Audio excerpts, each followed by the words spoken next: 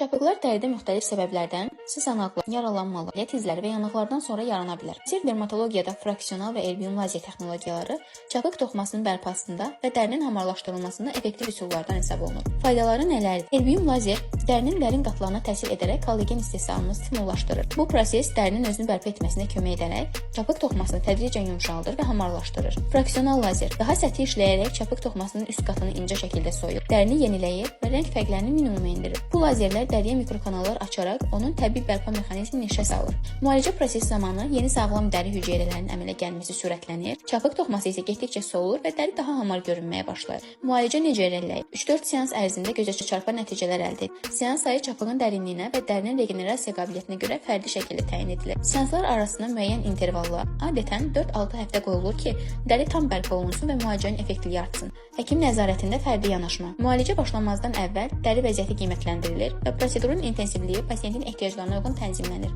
Müalicədən sonra nələrə diqqət etmək lazımdır? Günəşdən qorumaq, seanslardan sonra dərinin nəmləndirilməsi və bərpa edici kremlərin tətbiqi tövsiyə olunur. Dərinin tam bərpa olunması üçün aqressiv kimyəvi məhsullardan və piniklərdən çəkinmək vacibdir.